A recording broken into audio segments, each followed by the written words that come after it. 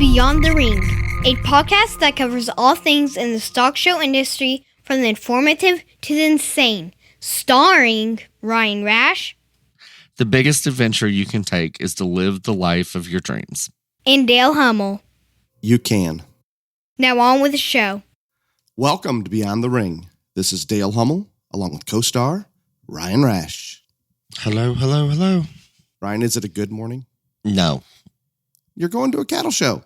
You're showing. 6 a.m., Dale. It's very early. It is. And I have to take the blame on that one, I believe. Yeah, it's nobody else's fault but yours.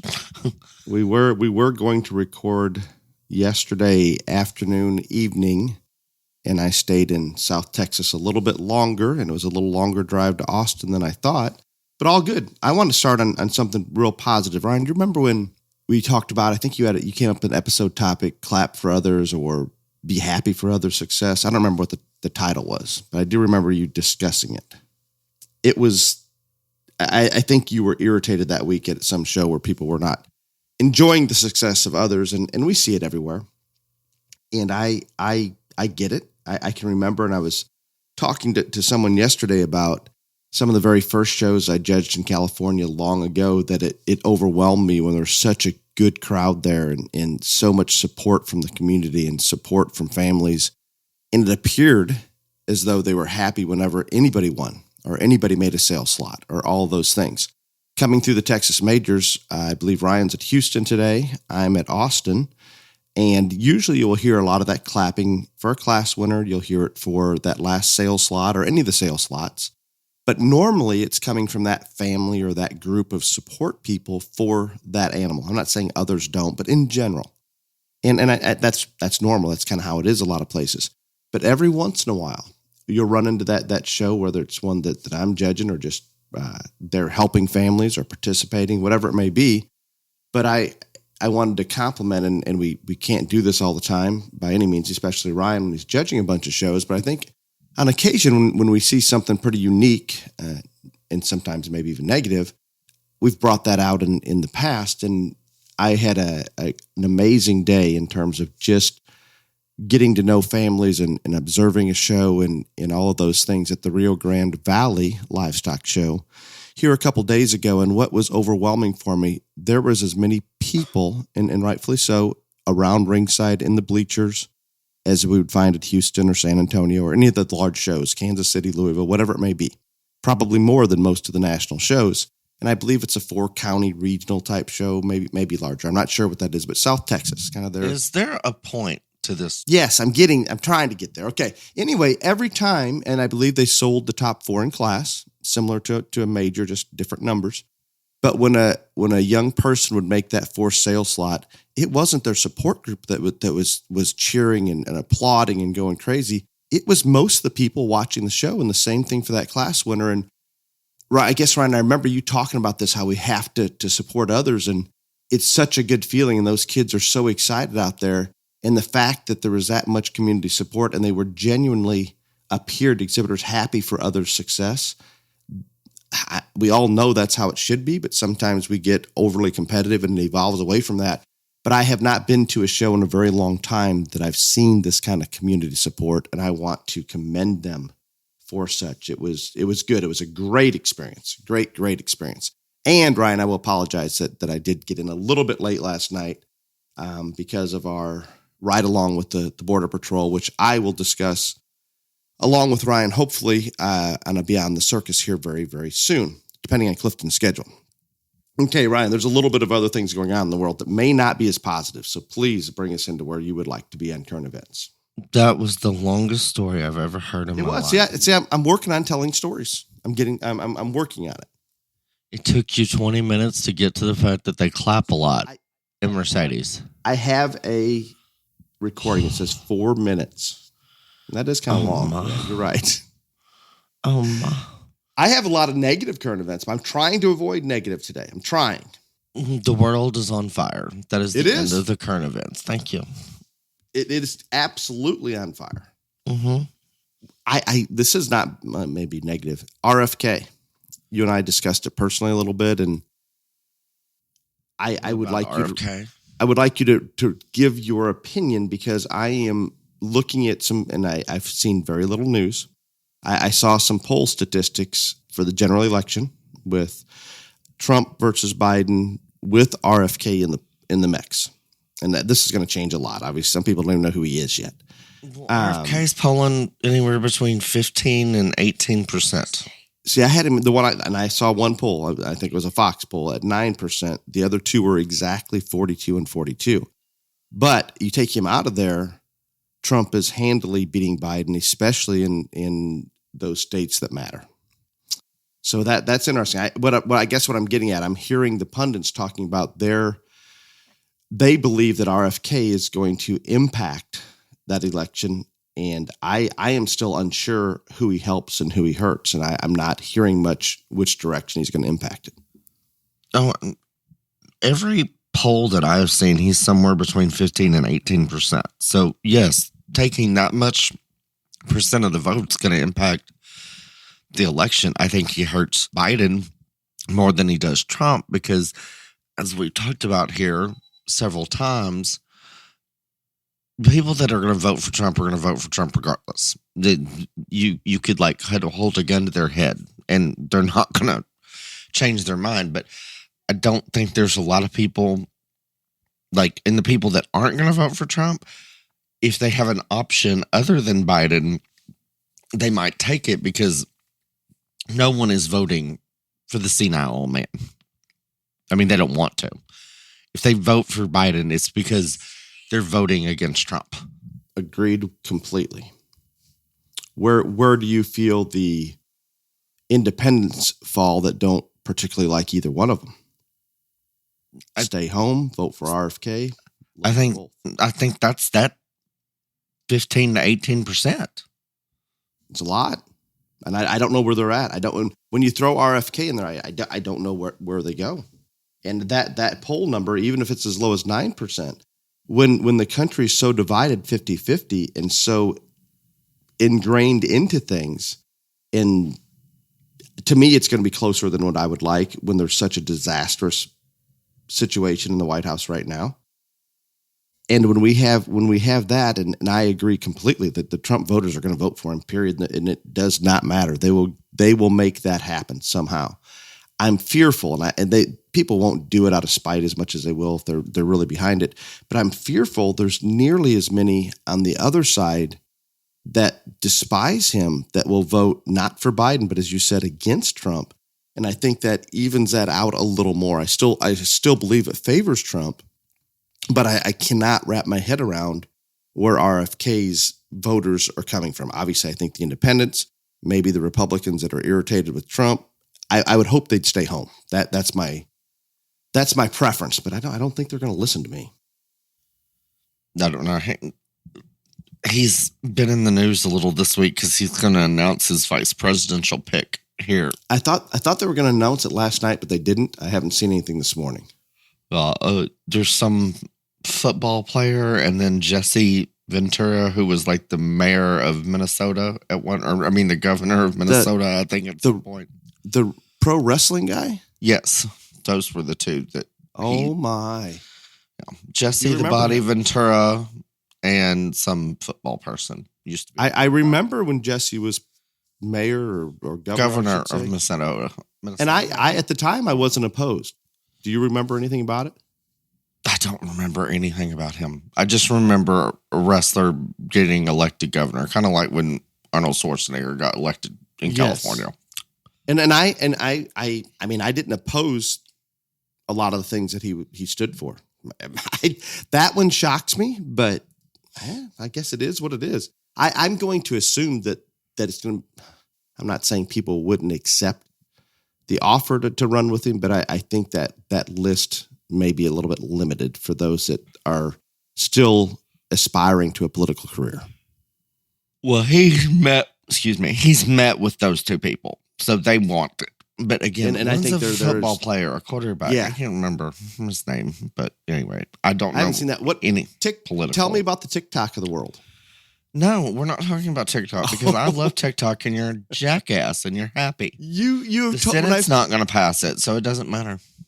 I don't know. And I think when I listened a little bit last night as I was falling asleep on Fox, they claim that it doesn't matter unless they write the bill specifically for TikTok rather than just social media.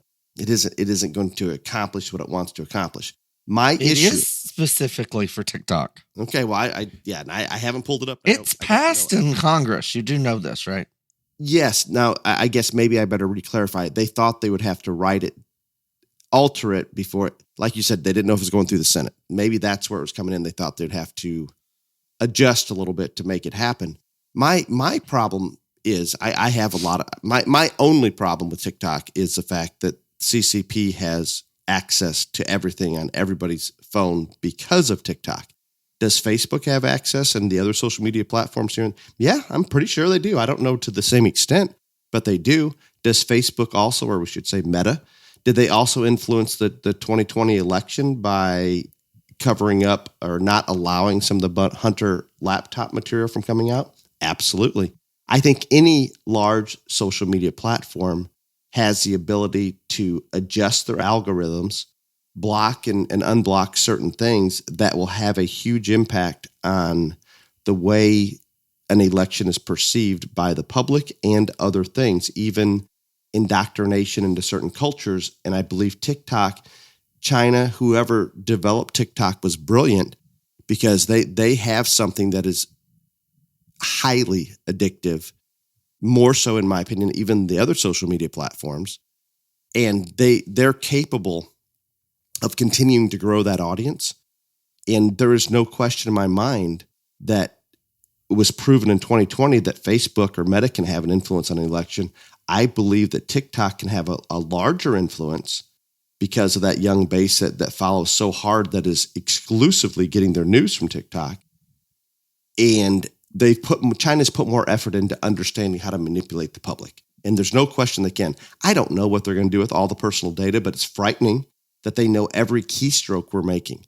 All of that's crap. I think that the foreign or the adversary ownership of something that has that much control on our country and can influence our youth to that much, it's a no-brainer. I'm out, done, not even a question. However, I believe the ones that are owned by U.S. citizens or within the country are also have those same issues. They just don't have, in theory, we're not giving all of our information to an adversary. Maybe China can call up Zuckerberg and get what he wants. I don't know those things, but it's frightening to me when it continues to tell me how much access when we approve the TikTok account that they have in terms of collecting everything we do on our phone. That's not right, period. So I'm not a TikTok fan because of China. Why we don't have something exactly like it in this country that we can simply try to migrate into, I don't know, because it's brilliant. It's good. Everybody enjoys it. I think small businesses are using it to advertise. I get furious, Ryan, on Fox News when the TikTok commercial comes up with the rancher. He raises cattle and Dorper sheep. Just they're taking the conservative side of this and fighting back, which I get it. There's too big a push. They have too much control. I do not want China having our information. Let's have a TikTok USA. Go from there. Do what you can. I don't know. You're aware, Ryan, that China allows no TikTok to be released in China. So obviously they give a shit about what happens. No, not China. I shouldn't say TikTok. Maybe there's a version of it. No U.S. social media allowed in China. Well, I do not care. Taking my TikTok away is against my Good God, you've got to look beyond yourself on this one. You have to. Nope, I don't. Oh, You don't realize how hot the cops on TikTok are. You just I remember the hot cops. I've never know. I thankfully I haven't seen that since you used to send a little TikTok link or whatever it was. I don't know, but I do want to be clear. There's no doubt Facebook, Meta, Instagram, X, whatever you want to go with, they can influence things. So we've got to look even a little bigger. And I do not want to infringe on freedom of speech, Ryan. Blocking the CCP from having every keystroke, everything we do on our cell phone, from listening to this right now, you have to say needs to be stopped. There's no justification for that. Stop that at a minimum. No. I stand with TikTok. Always. Throw your ass. We got to move your ass to China. That's fine. They have lots of technology over there. I'll be okay. I have another piece of positive before and we're not terribly long yet, bit of positive for current events. It appears, and again, I've been away from social media news, all of those things. It appears there was no State of the Union bump for Biden in the polls. No, nobody liked the angry old man. But did you? I went through MSNBC. I went through some of those the next day or whatever it was for a few seconds, and they were all telling me how that was the best State of the Union address ever. It was the most bipartisan. Yes, it was the angriest. The most campaign stump speech like ever. Yeah, it was great. The most screaming from an angry old man. Very, very angry old man. Yeah, terrible. Just terrible. I don't know. I do want to, and I did spend the morning yesterday riding along with Border Patrol. And Ryan, I know you do not want to hear anything about Border Patrol, so we're going to push that to some type of Beyond the Circus or so forth. But I do want to thank Chris Cabrera. Ryan, he was the one that we brought on for a Beyond the Circus a while ago on the border. He was the one that I did the ride along with. Mr. Ocha for setting that up, and it was good. And the only thing that I would like to convey this morning about that is I feel like I'm as educated on the border from not being in it every day as anyone through several people that I know on Border Patrol. It's far worse on every level than I ever even imagined. And when I say that, the atrocities that are being committed to young girls by the cartel, the dollar amount the cartel are receiving from human trafficking dwarfs what they used to receive from running drugs. And the more dollars that come in every single day, the more influence the cartel has on both sides of the border. It's as big a mess as I've ever imagined. Ryan, remember, and we've talked about this, and we were already aware of this, but when you see where Trump was on building the wall, which obviously is not complete, and you have these gaps in the wall with the wall right there, everything's there. I think they already paid to have it put up. Everything was there when Biden signs that executive order and stops it and throws all that money away, causes all these holes in the wall. And the wall, from the border agents that I talked to, it doesn't stop everybody, but it puts them in a position that they feel they could stop 90%, where right now there's nothing there. You may as well not even have Border Patrol other than to process people to allow them in the country at this point with what's going on. The biggest barrier that I could see is simply the water in the Rio Grande. And in some places that's fairly shallow. So good luck. Border Patrol, National Guard, I got to see some of those yesterday. Thank you all for what you do. It's as thankless, I think, of a situation as you could possibly have. And I appreciate what they're doing down there, and I appreciate the time that they gave me to do the ride along. And it was certainly worth my time yesterday. It did put me back into Austin late, and I appreciate Clifton and Ryan getting up at 6 a.m. or earlier to get this done. And Ryan, I never thought about it, but if you're showing cattle at 8, you're recording now. Have you already done that process of makeup and stuff? Oh God. Yeah, that's painful. Very painful. Well, do you have any more current events, or would you like to talk about any things on the beach? We have so many current events, but you said we're going to be on the circus. I'm going to be quiet, and I have no BTRJLA news. I'm not going to lie. I bet this is week 4 of Houston. It feels like week 44 of Houston. I have been up since 12 o'clock. I have nothing. So just do your water boy duties and let's get to the main topic and go on. I can do that. Well, I'd like to thank 2 of our long-term sponsors, Pope Joy Livestock Transportation. And again, Pope Joy, Stephen, is running back and forth from the Midwest to the West Coast, northern route through Interstate 80 and coming back the southern route.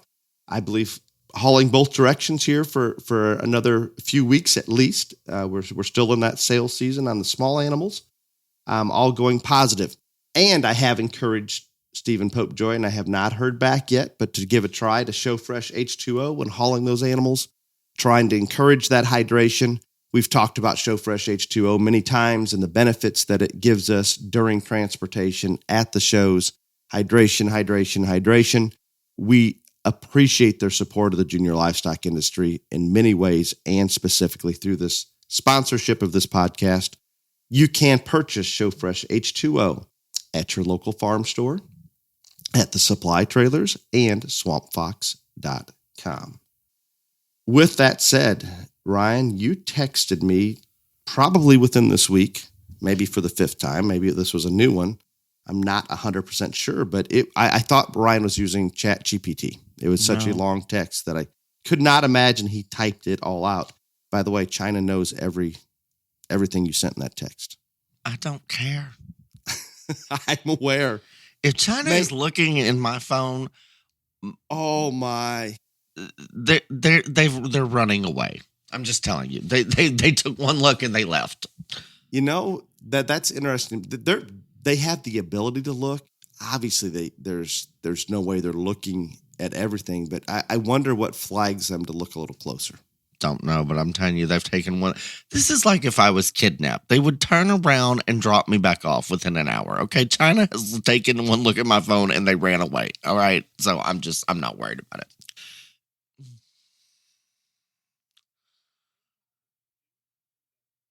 Yes. And this is going to go all over the place and everything, but I'm like, I know this is like March something. I don't know. This seems like it seems like 2024 has been 4 years already. I'm not joking. Like I think I've been home like 4 days total. I don't know. I don't even know where I am right now, other than I'm sitting, and I just have been keeping this list of stuff that I've been saying at all these shows, and I just came up with this do's and don'ts, and it's going to be all over the board, and it's not going to cover near enough, but I just felt the need that like some of this stuff needed to come out. So yeah, that's where we're at. Okay. You with this, what you texted me, and it's a very, very long list. You sat down and pulled those all out of your head. Nothing from notes. No, nothing. That's good. Okay. It's very long. Yes, it is very long. But I've been at a show for 4 years in 2024. This is the longest year of my life. I don't know what's going on, but it's very long. I thought January was 2 years. March is like 4. But so the first one, go ahead. I'm with you on that. I guess I've taken more of the majors this year than we usually. Craig and I kind of bounce back and forth. But you're right. And I think because you go from Houston to Austin, back to Houston, or back to you're bouncing around because of schedules. I'm not even doing that. I've been in Texas more than home the last month. Houston, obviously last week, a day or two at home for a sale, and back down to the border and now at Austin. But it does seem like it's running considerably longer, and I'm sure on the calendar it's exactly the same. But you're at Houston. Is this your last? Houston. Are you done here, or do you still have to come back somewhere to Austin? Oh, gotta go back to Austin next week. Breeding cattle. Yes. Oh, and then somebody, poor lady. I don't know who you are, but anyway, somebody Facebook messaged me, asked me if I was going to Hawaii. I was like, absolutely not. Yeah, no. You should. I think that'd be good. No, I'm not. I'm going to Hawaii. I believe it's. I cannot wait. I'm counting the days till May because we're going to the Bahamas for like 10 days, and that's all I care about right now. You never look forward to going somewhere like that. Never. I do. I am. I'm the most happy. With your parents? No, me and Kelly and her parents. Okay, God, now I get it. No, I would not be looking forward to going anywhere with Shrek. Yes, I thought you'd lost your mind. No. Yeah, that's all I care about is getting to the Bahamas. That's all. That's all I care about. I hear that NASA. There's actually, and you're going to think this is crazy, but you may want to check the website for whatever warnings they put out in terms of where you can and cannot travel. Guess what popped up there probably 3 weeks ago? I don't care. I'm going anyway. It was the Bahamas, by the way. I don't care. They will kidnap your ass, and I'm not sure Cherie's going to pay to get you back. Cherie doesn't even know who I am anymore. She's crazy. So next, back to do's and don'ts. Yeah. The first one that you sent me on the list is what I spent 20 minutes talking about. Yeah, your longest story in the history of the world. So the first one, do clap when the announcer judge asks you to. And I'm glad that you went to Mercedes, and I'm glad that you enjoyed the show, and I'm glad that those people clap for other kids because that's wonderful because most people don't. Even when you ask, they don't.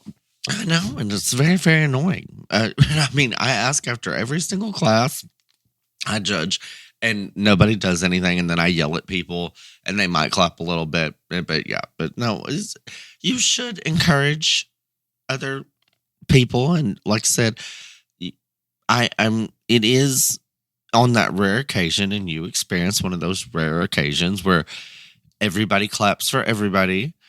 That is cool, and the vibe is good. I can remember the last show that I judged where they did that. It was the Napa Valley County Fair, and those people were just excited for everybody, and it was great. So, but you should, everybody should. It changes the entire tone of you as a judge. Everything changes. It helps. It's good. Yes, I agree.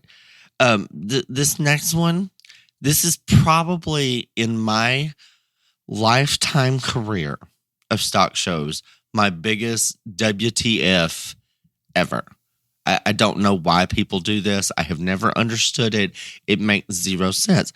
But when a calf or a sheep or a goat get loose in the ring and the animal gets caught, obviously that animal is scared or skittish or crazy or whatever, and they catch it, and you idiots in the crowd clap when the animal gets caught.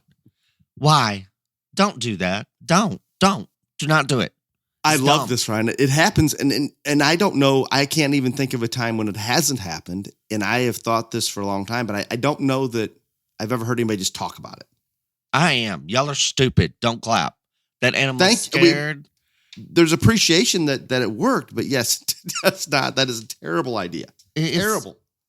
I mean, I literally, so this is a funny story. We were at the San Antonio Steer Show, and I've said on this podcast before, and I'll say again, like, I have a hearing problem. Like, I have, like, basically no hearing in one ear. Well, Callie says that this year I have developed this thing that loud, like I speak louder, and I don't know that I'm talking out loud at shows and saying things anyway. And one of these animals got loose, and they all clapped. And I said, "Y'all just stop! Don't do that!" And go like, "You're being very loud, Ryan." But anyway, yeah, do not clap when the animal gets caught. It's a terrible idea. It is not good. Not good at all. Yeah, because I have been at a major for 44 years. How many years? 2024 and 44. This is the longest year of my life. I don't know why. I'm telling you, January was like 2 years. March is like 14. Anyway, I've been at every stock show there is. This is something that I do not understand why you people don't do this, why I have to tell you, but I'm going to tell you. Every show you go to, there's a time to turn in your weight cards or get your registration papers checked. Just do it early. You just go as soon as they open or any other things. Just go do that. Get it done. Get it taken care of. I don't know why you can't just. I mean, they open it up. Just go and do it, and I'm guilty, get it over with. My family is guilty, and I take the blame. Do you want to know what it causes when I wait to the last minute? Extra stress, more chance of error, and more stress on everybody. And it's ridiculous. You are absolutely correct on this one. And I've been aware of this, I guess, at the Texas majors because of the market goat and market lamb side. For some reason this year, and it's happened before, but the lines have been so long to get in to unload, they continue to extend that. So sometimes I'm just counting on the fact that they're going to extend it, which again, there's no reason not to turn it in sooner. Unless you're so tight on that weight and you're trying to, you don't know how they're gonna hydrate back up. I understand waiting as long as you can under those circumstances, but I really don't think that extra hour is going to matter. Just I'm not even going to say turn them in when it opens. Turn them in an hour ahead of time. How's that? I'm trying to adjust to that. I just say turn in your weight cards, get your registration papers when it opens. Don't wait to the very last minute and be that person. And because then you're running up there, and yeah, I don't understand it. A lot of times we're doing it on our phone now at a lot of the shows. And what if something's glitching in your phone? Are they going to let it Are they going to accept it 2 minutes after? I'm walking very fast at Exarban because of this exact situation. And I walk in the office pretty much right then when it is. They never said anything like, hey, you should be here a minute earlier. I don't think they're going to be that absolute specific when you're walking in an office. But I don't know on some of those apps where you turn it on the phone, the damn thing might just shut off at that time. I guess if it did a few times, that would probably encourage people to do it a little quicker, wouldn't it? You would think, but I don't understand procrastination and waiting. And you can tell me that you need to see how your sheep or goat's going to be hydrated. Well, it's not going to change in an hour.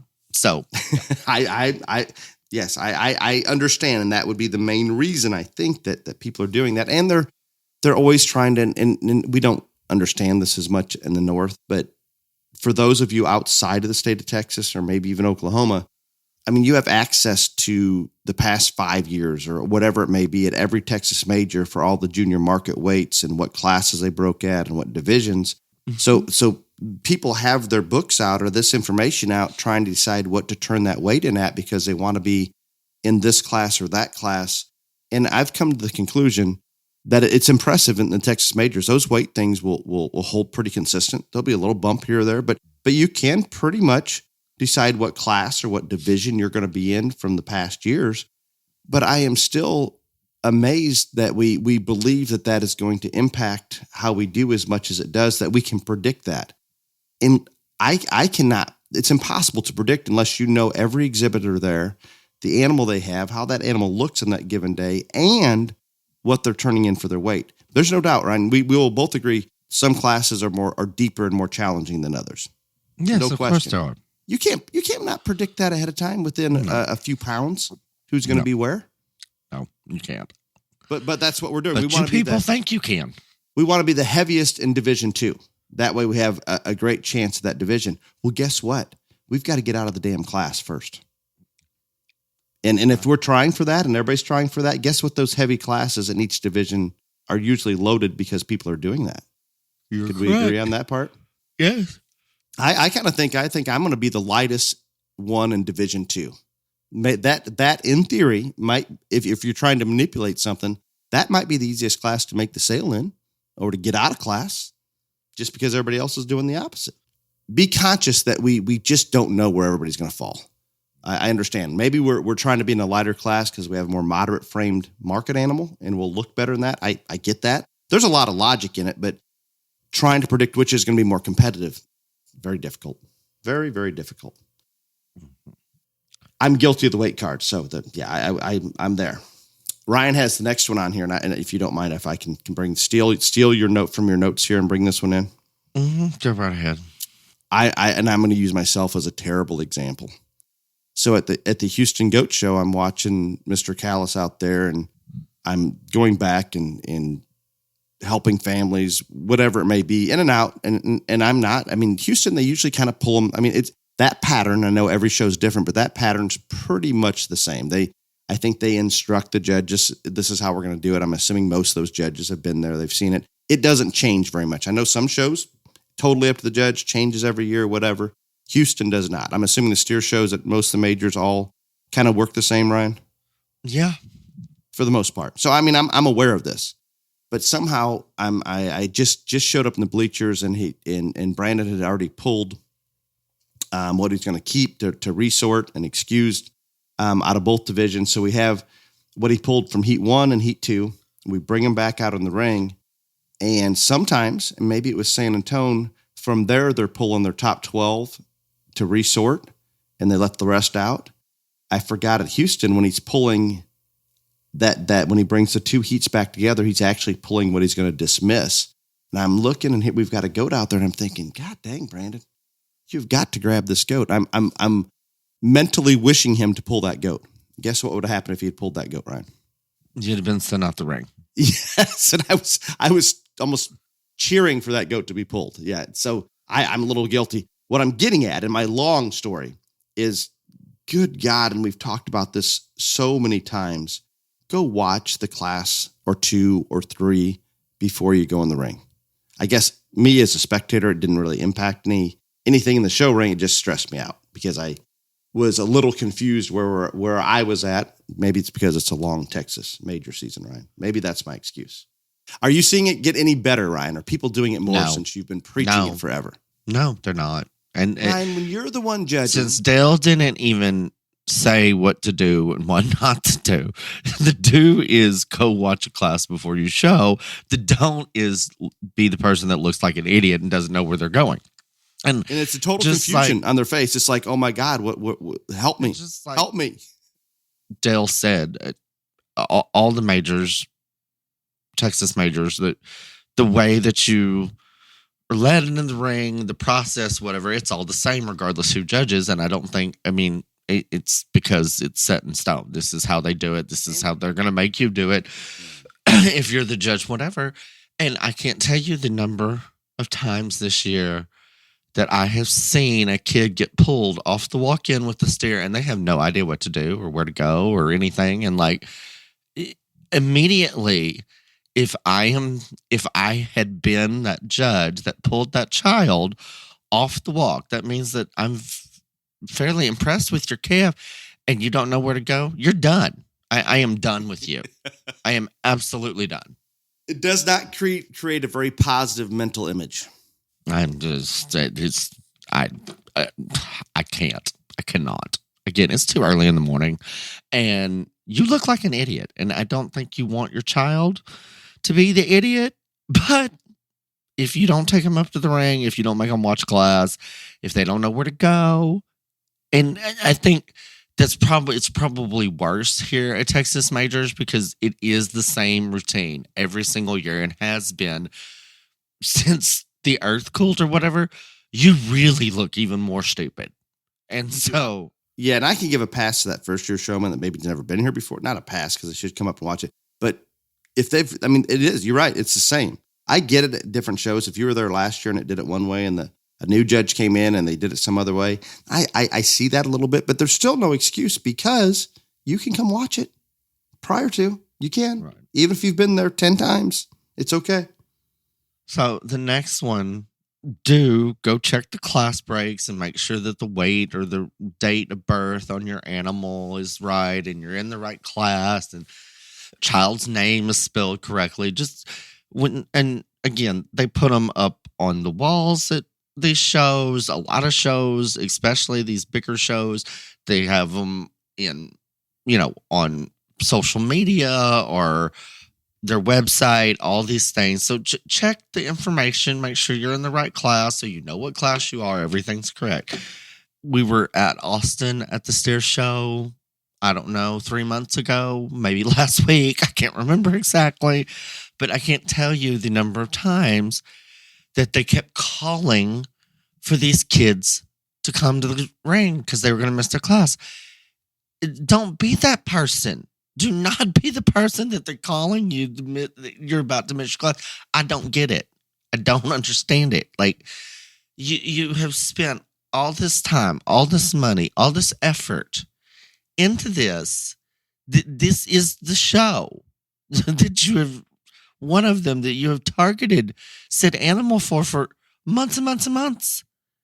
And they're calling you 3 times. Exhibitor XYZ from Brazos County, you're about to miss your class. I'm like, I wanted to throw things. So when we're dragging that calf as fast as we can to the ring, or that goat or that lamb, do you think that's really good for him too, to give him a lot of breath coming in? And stressed out? No, it's not. I have a suggestion, and I don't remember. I should remember this, but I don't. So I'm at Houston pretty much for my life, as long as I can remember. I've been there watching the shows, assisting. I still do not understand, and maybe you have it the opposite because you grew up with it and it's fine, but it still gets me. I think it's bullshit when we number the classes. Let's say we have 4 classes in the light division in a market show. I don't care what species. And we have class 1, 2, 3, 4. And then you would think the next division, first class in the next division should be class 5. Are we good with that? Yeah, I'm fine with it. No, it doesn't work that way. No. Are you aware of how it works at Houston, at least? Probably all the majors? I don't know. They start back over. No. It goes because Grand and Reserve in the division. Yes, why? Why? That's not. No, it's not. Champion is not a class. Reserve is not a class. Why would you put that in there to complicate things and make things confusing? Why? It is in Texas. Does it do that? And I don't know. I know it bothers me. I don't remember if it's all the majors. It is all the majors. It is every So single. by now, wouldn't you think I probably don't know add about that up OIE, and accommodate? but- It still gets me. They say, well, it's class. We're in class 5, and I'm thinking, well, the hell, that's depending on that's probably a champion class or something. But anyway, I just for some reason I still revert back. Well, there's so many classes in the division. There's 4 classes in division. I'm in class 5. I'm thinking, and I guess the reason I bring this up because what you're saying is I do see families. Maybe it's their first time at the major. Maybe they haven't shown a lot. That does confuse them. It should not confuse me because I've been through it many times, and I understand it's different from the north to the south to all those things. But I don't know why, Ryan, but it's still that gets me a little bit. And it's not complicated math. I can do the math. I can back calculate and figure out just where I would rather know what class you're in a given division if we're going to have it that way. Okay. We're But glad that you've in it. Yes, but you're used to this, just normal for you. Yep, pretty much. That's good. I'm glad you can just keep it. Okay. You can have that system. If you are a ring steward, a volunteer, or an intern, do help and assist all of the exhibitors while you are serving in that position. And I want to stress this again. Do help the exhibitors. Okay? Can I make a comment real quick? Do your job. I would Okay? like to Do emphasize your job. do help the exhibitors. I want to emphasize that, Ryan, because you know how often you should not be allowed to watch the major steer shows. You shouldn't. I'm very angry. Very angry. Very angry. Do not stand back there and do nothing and act like you're the damn judge. Because you're not. Okay? They didn't ask you to judge. And you just stand in there. I want to throw things. And I'm going to be honest with you. It is not so much the Dr. Skaggs of the world that are out there. It is you interns. And it drives me crazy.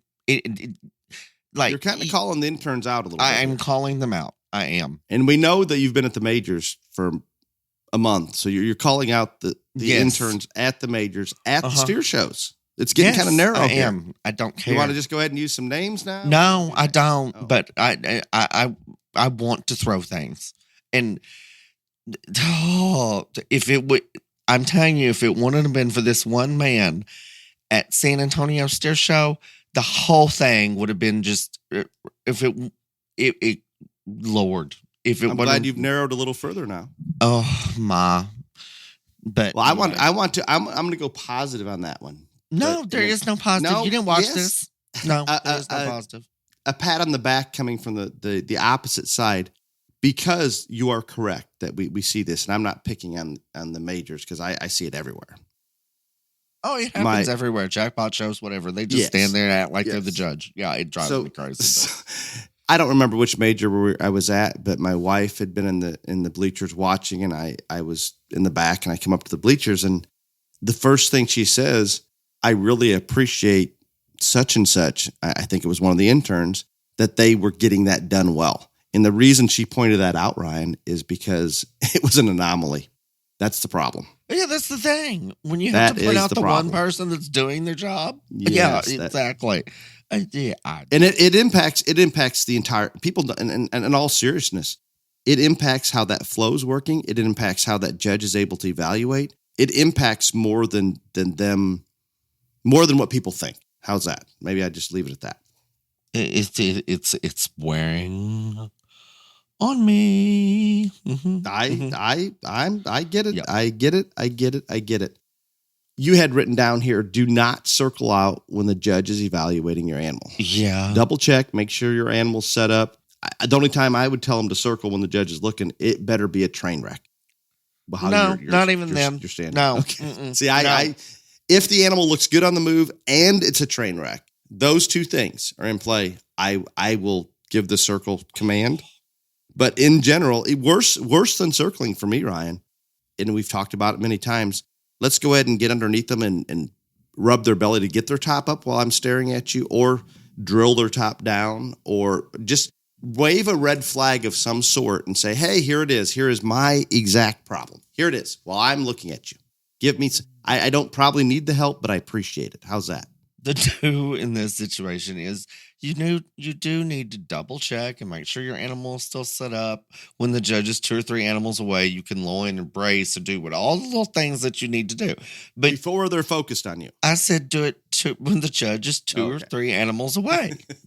Yes. Do not circle out when the judge is evaluating an animal. And I don't care what Dale says. There is no train wreck. If that person is there looking at your animal, in most of these animals, I'm just going to be real honest with you, they can't move. I don't care what species. They're not good at walking. And then you just circle it. I'm like, and when they're circling when the judge is looking, it's not a big to throw things. It's not a big fluent circle. It's a little tight spin around, and they can look kind of tough then as well. Very tough. I do not understand small children. I don't. I love your next one on here. I love do not. So the next one, and this is, I mean, we've talked about more than showmanship, but these last couple are kind of showmanship things, but do make sure that you make eye contact with the judge. And that's important. And it always is. And it wears me out when they're not looking at me when I'm judging, or they're looking at daddy on the sideline to tell him what to do and all this stuff. No, you're supposed to make eye contact with the judge. Do not stare at the judge so much that you completely lose sight if your animal is set up or the world around you, what is going on, all this other, because that's just as bad. Like, if you're just staring holes at me and your animal is standing there cross-legged, I'm going to be like, what in the hell are you doing, child? Why? Why? Hello? Look. Absolutely. Same thing here. And you know what what is the million shows you've judged? What is the last thing when you're near that gate watching them come in? What do you hear those parents tell those kids every time they're walking through the gate? Oh, stare at the judge. Look at the judge. I don't get it. I do not get it. I do not get it. Look at me, so when I want to call you in, that's great. I want you to be looking. I don't want to walk over and have to hold your hand and walk you into place. I would like to motion. So kind of put me in your circle of awareness. Do not stare through me to the point where we have no idea what that animal that you're showing looks like. Don't stare at your coach where you have no idea when it's time to walk out or those kind of things. I'm with you on this one. This one's my favorite do's and don'ts. This is it. That's nice. And I'm going to try not to rant here on this next one. Oh, you little keyboard warrior idiot. Anyway, I'm all for using social media for positive, constructive, congratulatory things like little Johnny made the sale and whatever. All that's great. That's great. I'm all for it. Okay. Lies. Fake news.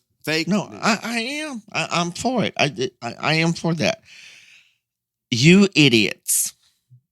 And I'm going to try not to say this person's name, that go on there and bash judges and bash shows and all this other stuff and be little bitter bitches.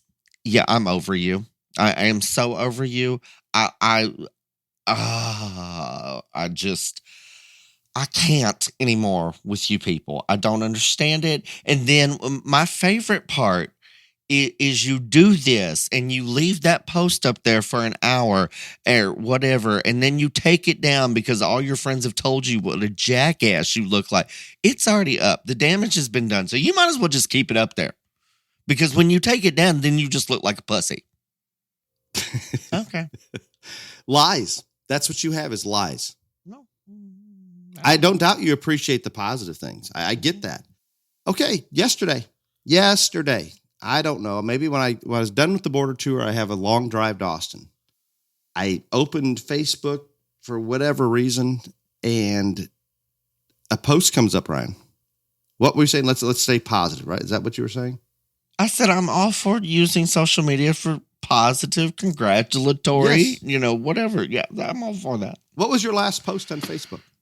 Oh, probably the last one was about that you would have wanted documentation on all these people that I was at the bar with because you. How positive was that? I thought it was funny. I have to admit, I thought it was entertaining. It was not positive. No, it wasn't.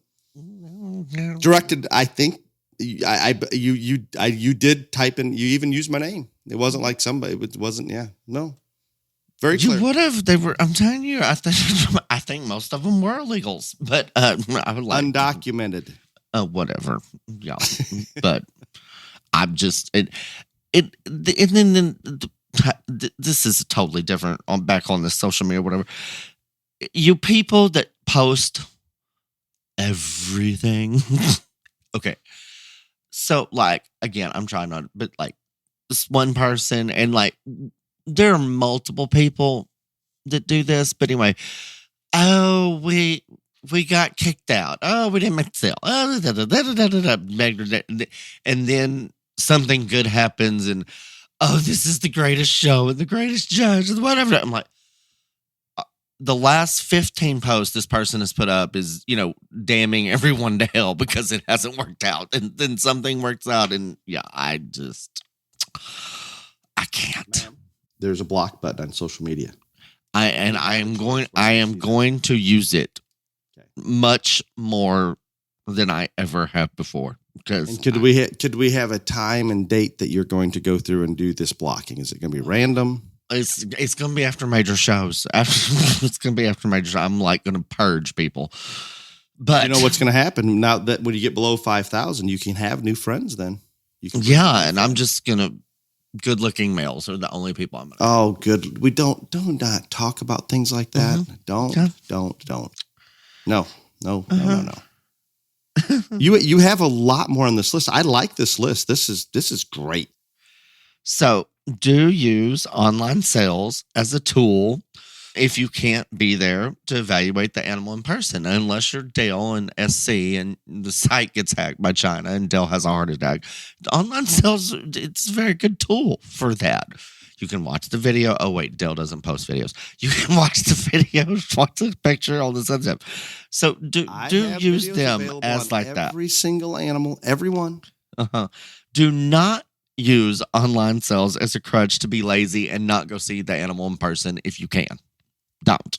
And then bitch when the animal isn't what you want after you bought it. I was sitting there in the stands. I've got to quit going to shows. I've just got to quit. But anyway, I really need to quit. And so this person, and I didn't even know who this person was. But anyway, they were talking to their friend up in stands and whatever. They're like, you were eavesdropping? Well, they were being loud. If I can hear you, you're being loud. Okay? And so anyway, they were talking about the fact that they just bought this animal online and got it home and they're not happy with it. And it wasn't like the pictures or the video. Right. Yeah. All this other stuff, whatever.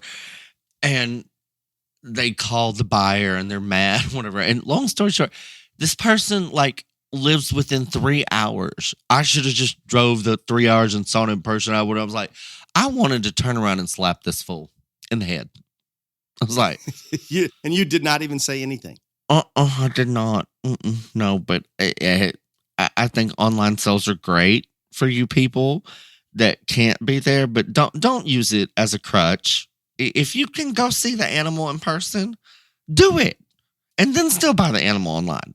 But yeah, I'm annoyed. I agree with that, and I get it.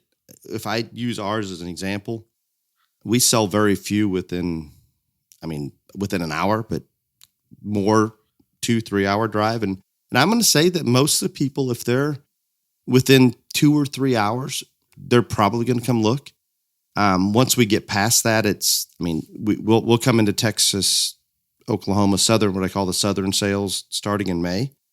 And we will get quite a few families that will fly in or from anywhere in the country. But I understand that's everybody's schedules are tight, and to take if you're gonna fly from Texas to Illinois, look at goats and fly back. I'm not saying you can't do it in a day, and it's not going to take you that long to look through the sales set while you're there.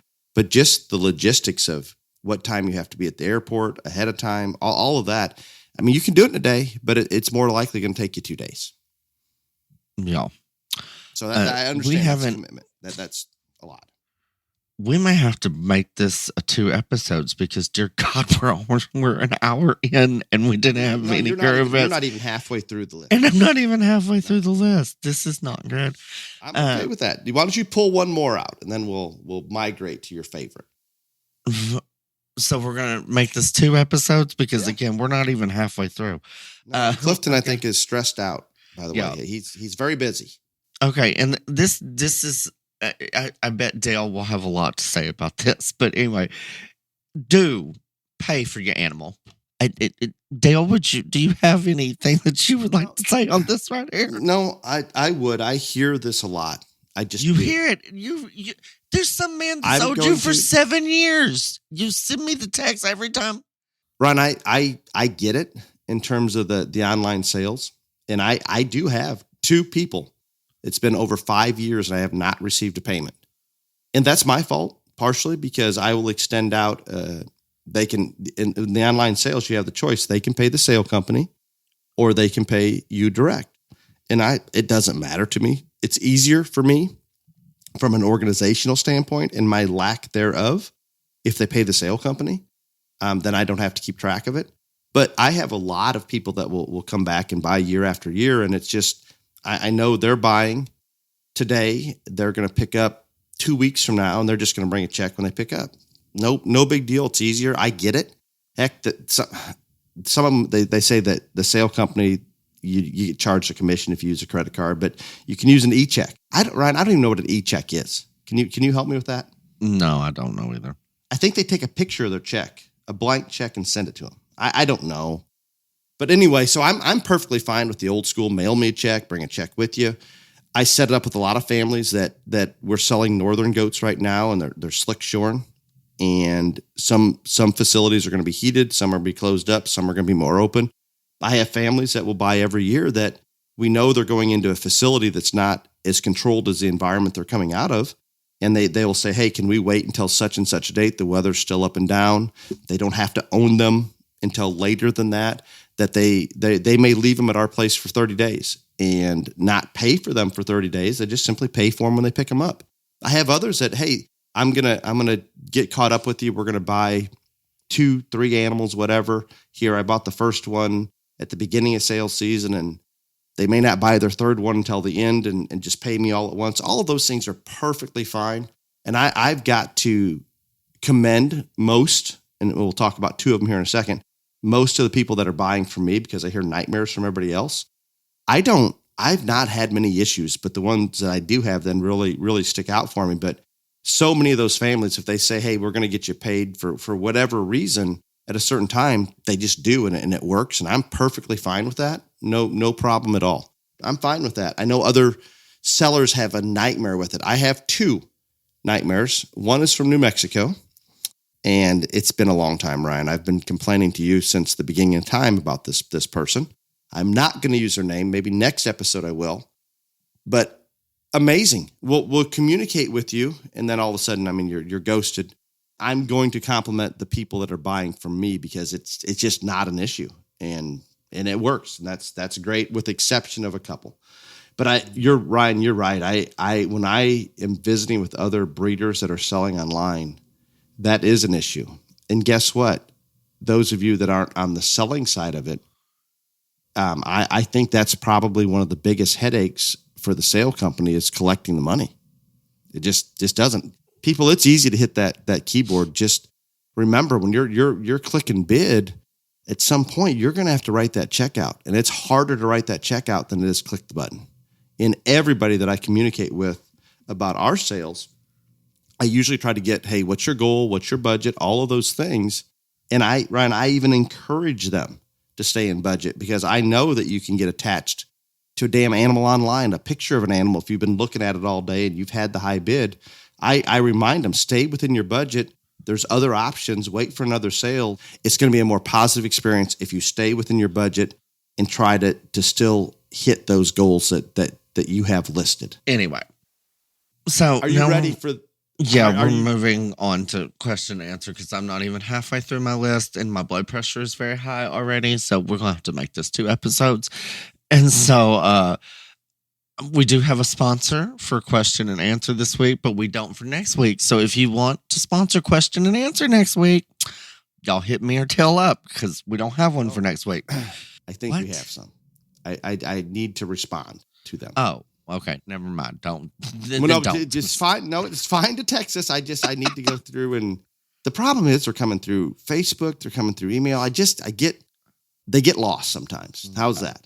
Well, contact Ryan because he is more organized. Yeah, that's fine. That would be a lot better plan because I apologize to those that have reached out for sponsoring the podcast and sponsoring all of those things because I am sorry, but sometimes I get distracted and I do not locate them all and respond.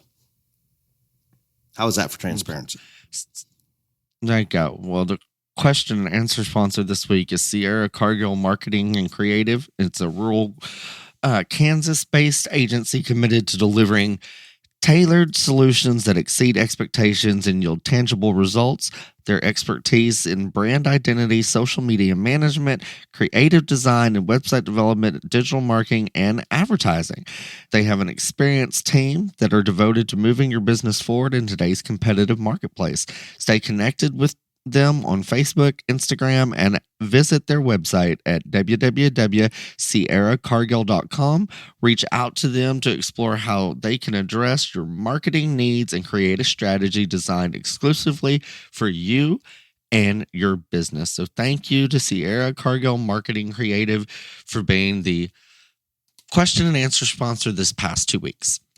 Yes, thank you. And I mentioned, I think last week, seemed like a great set of people there that I get asked questions all the time about what do you do for this marketing? What do you do for that? I'm telling you, there's people out there such as this that can do those things and do it very, very well. So reach out and thank you for the sponsorship. With that said, Ryan, it is time. We'll start on the easy end. How does that sound? And this one's a little bit long. Why I say it's easy is I don't know when this question came in. I was pulling them up very late last night, and I got on it was Facebook, and I don't know how it could have been a while ago, but it appears as though there was a response to this question via Messenger, and it looks like it was a response from you because it was very direct, and I probably would have been a little more lengthy. Mm-hmm. Shaking the judge's hand can be a double-edged sword because if the family and exhibitor has won a breed champion and hangs around and greets the judge, it starts a political cycle for the next day's drive if it's a 2-day show. Especially in these county shows and jackpots when you're seen visiting with the judge and then you show to him again the following year or the next month. And I'm paraphrasing here because it's very long. Basically, this person is asking. Yes, that's why I said I'm going to start easy. Basically, this person is asking, he or she is asking, do we shake the hand of the judge if it's a 2-day show? And basically, they said no because it looks political. That's a bunch of bullshit. Yes. You should always, always go up and shake the judge's hand at the appropriate time, not when the person is giving reasons, but at an appropriate time. Thank them for the job that they did being there because, again, that judge didn't have to spend their day away from their job, away from their family to judge that show. Away from the Bahamas. Right, exactly. They did it. And so, yes, you should always go shake the judge's hand and thank them for their time. I don't care what this crazy person says. I don't care what you think it looks like. No, it is at the appropriate time. Always go shake the judge's hand and thank them. That was being very kind to one of our listeners that submitted a question, Ryan. Not very nice. I don't care. It was maybe better. Totally disagree is how he started the response on the Facebook Messenger. And you don't respond to many of them, but that one hit a nerve, I think. Because it pissed me off. and I think, I guess if I'm thinking of a 2-day show, they're usually, if there's a backdrop and they're getting pictures, you're going to be at the backdrop with them, if at all possible. Sometimes you're not, but you're likely to be at the backdrop with them. And I promise you, if you're at the backdrop with them and you make no communication whatsoever with the judge, it's I'm not saying you need to chat, and Ryan and I have talked about how awkward that time is. But it probably is even more awkward if they're totally silent that, hey, we can't say anything because somebody's going to watch us talk to the judge. Yeah, I'm a little bit crazy. Crazy. The next question and answer, and I don't have who these are from. I did not write those things down. I apologize for that.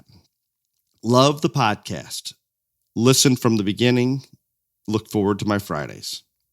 My question is, what will livestock shows look like in 50 years? In how many? 50. Just in case Jesus, I don't know. How many will you be judging in 50 years, Ryan? How many shows a year will you do? God, I hope none. I really don't want to go judge a show ever again right now at this point. I'm not going to lie. So should we assume that we're going to we're on a even upward plane on how much shows are changing? So can you go back 50 years from then to now and assume you're going to have that much change from here forward? I don't know, because I don't know what shows looked like 50 years ago. I wasn't alive. So I have no idea. How about from your first memory of shows until now? Change. Oh, they've changed a lot. See, in my mind, if I go back as long as I can think, I'd say they changed immensely. But I think most people would tell you that they're for the most part, it's human nature to live in the moment, kind of like Animal Type. We always think when we're showing, and we have a good one that just won, that this is where we finally settled on a type. It's going to be that way forever, and it never is. We think they're the best we've ever made. It's not going to change. All that. I think the same thing with the shows. I think if you took a poll of a lot of people that are showing right now, they would say, well, yeah, it's changed a lot over history, but we're pretty well settled into, it's kind of been this way for several years. It's going to kind of stay that way. That is human nature. But I am with you. If we just look from when you were younger, and we're not using any years here, until now, you're saying it changed. It's going to change. I have no idea to what level. According to you and your chat GP, whatever nonsense, I won't be judging shit. Some artificial intelligence person's going to be. But it would be your opinion. It will gather. If we have Taylor Fort, because he does such a good job, and he doesn't sponsor this. Maybe he should, because we would promote the crap out of him. His service on the majors, mostly the majors, when he's out there and he's got his people out there in the ring. I tell people, you're better off watching that than sitting in the bleachers. It's just good. But if you use something like that, when you're judging a show, input it into Chat GPT, at some point that technology is going, you could not be there and they're going to get close. I'm not going to say it's the same, and I'm not even promoting it, any of these things. I'm just saying that artificial intelligence will take us to that point sooner than later. And not the ability to, not that it's going to happen. And we need the human element in there, although by no means am I promoting that. But yes, there's maybe that happens. I don't know. It's going to change. I would have told you, unfortunately, and this is a long time ago, when I was actively teaching and coaching, I probably told my students in animal science, when we're covering animal rights and animal welfare concerns, that it was a genuine concern of mine at the time that because of PETA's involvement and other animal rights extremists, ALF, lots of different situations were very hot topics then. I would have told you that is the biggest concern that I have for livestock shows continuing to be a thing. I think, Ryan, if you live in the state of Texas, harder to maybe wrap your head around that. But I can think back going to the Los Angeles County Fair with the judging teams every year for their judging contest. County Fair was larger than most state fairs, and they were so good and so proactive. They would have a whole barn full of commercial-like exhibits, a smaller scale, obviously, of a veal calf in a crate or a sow in a crate. And we see these a lot of fairs. And they'd have people that were very intelligent and understood how to communicate with the public to explain, we do these things for these reasons. And it was wonderful. But there was a time that I would say that's a concern. I'm not saying it's still not a concern, but I don't know why it would end other than something like that. And Texas would never allow it. There you go. The final one. Oh, this is good, Ryan. We're going to have 6 questions next week because these were too easy. We kind of already answered this one.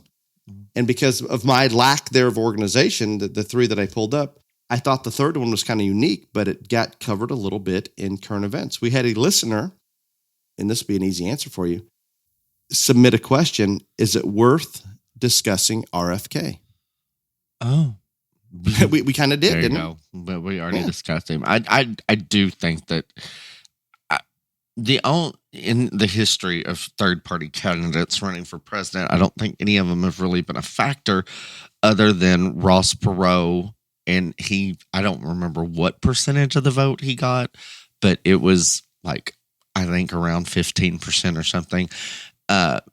Maybe not that much, but anyway, I do think that RFK will probably be the third party candidate that gets the most percentage of the popular vote ever. I don't see him winning any state or the presidency, or so he won't get any electoral votes, but I do think that he will probably get the largest percentage of any third candidate ever. And I like the guy. I think he makes sense, and all those sayings. If the greatest man in America was not already running for president as a Republican, then I could consider voting for him. But he's not Trump, so I can't. I'm with you. I think he's likable. A lot of people I talk to think he's crazy. I don't remember. I have not followed it enough to tell you what ideas he has that are crazy, but I don't doubt maybe there's some there. But he is darn sure likable enough, and I think that goes a long ways. You may be right. I don't know where if he comes in even at 10%, which you're saying he's higher than that. I saw one at 7%. Anything over 5% because of where we're at in the populist left versus right, any number is going to impact it. So he will have that.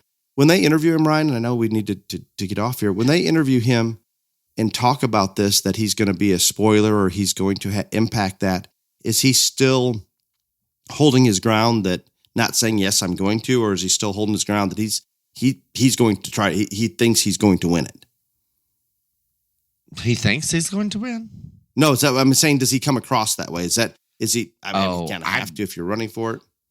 I mean, I think he thinks the drill that I've heard from him, or the spill that I've heard from him, is it's kind of the same bullshit that Nikki Haley was spitting out, that 70% of Americans want an option other than Trump or Biden. Right. They don't want a rematch. Well, and I think that's where he thinks this still is.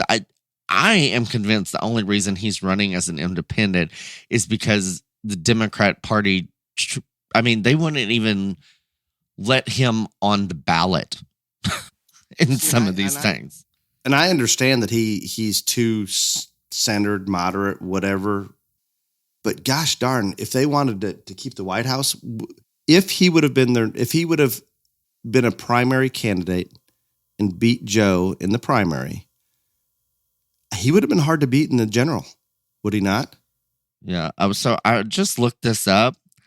So Ross Perot got 18.9% of the popular vote. So I don't know if he'll get that high, but he wasn't nearly as likable. You remember the little squeaky? Yeah. No, he's from Texas. I remember him very well. And I liked some of the information he put out there, but I don't know that people would gravitate to his personality.